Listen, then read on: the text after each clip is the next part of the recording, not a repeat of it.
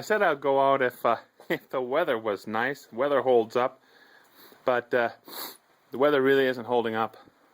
It's raining, but I couldn't help it. I gotta go out and get this gun set up.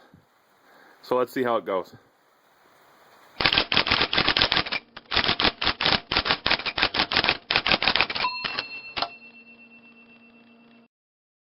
Alright, so we're using these MkIII Super Maximum Hyper Velocity 22 long rifle.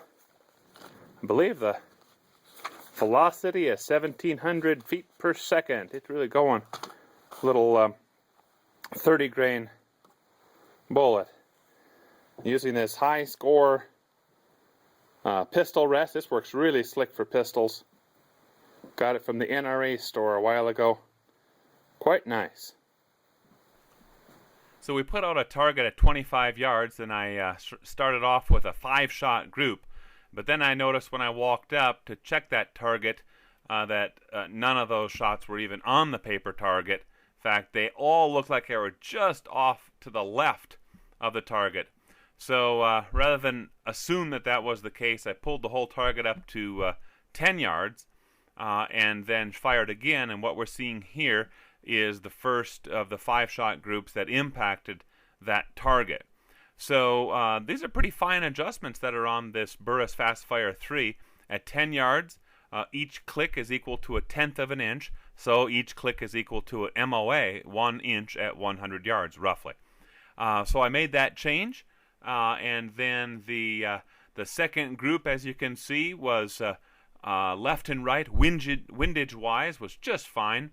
But then I needed to move it up, and I went ahead and did that. I had another 5-shot group, and then I decided, of course, it's time to move back out to 25 yards.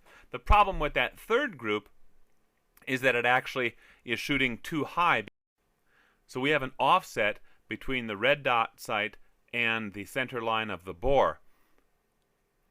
And once I moved the target out to 25 yards, I was actually shooting too high and ended up having to bring it back down.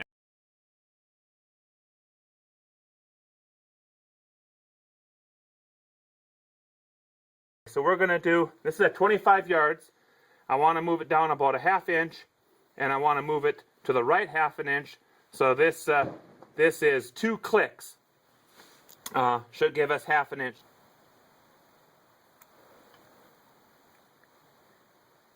One and 2, and then we'll go from this side. We'll go 2 clicks to the right.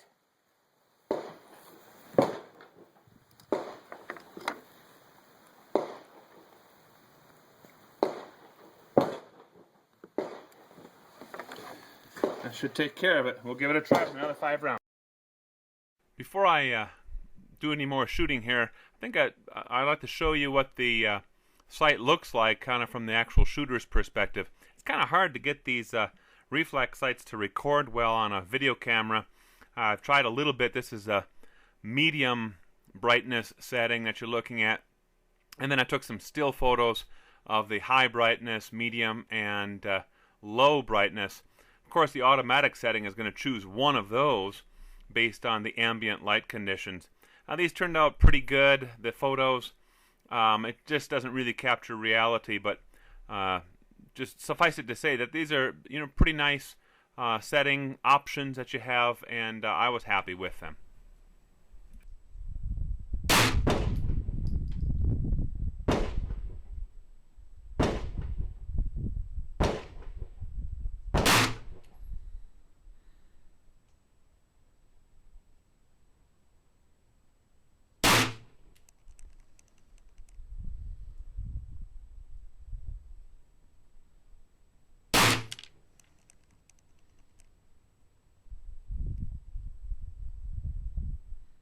This shot, I knew I messed up off the bench. But this is the previous, 1, 2, 3, 4, 5. Then we made an adjustment, 1, 2, 3, 4 rounds. It's at 25 yards, it's about 1 inch. But I would say the center of the group's about 1 inch, a little bit more than that high. I think we have this thing zeroed in just like I like it. I did make another adjustment to drop it down just a little bit. Now let's see how we do.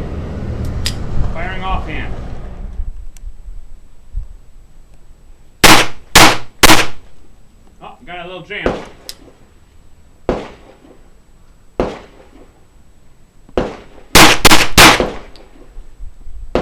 Not too bad. I can see where we're hitting. Hitting a little bit low because we're so close. I'm just going to rock and roll the rest of them, see how we do.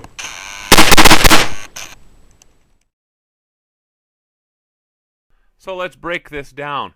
Installation, if you watched my previous video, installation really couldn't be easier. It went absolutely perfectly.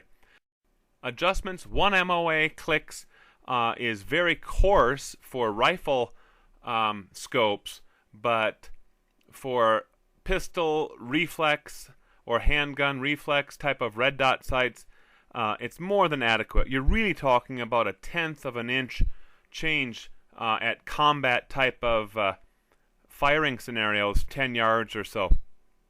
Accuracy, I gave it a B, and with a 3 MOA dot sight, that is equivalent to 3/4 of an inch at 25 yards.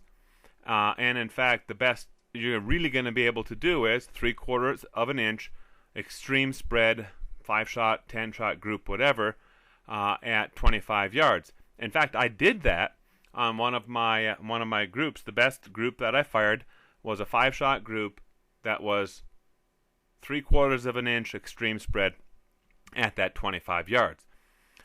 That's really pretty darn good, though, for a handgun.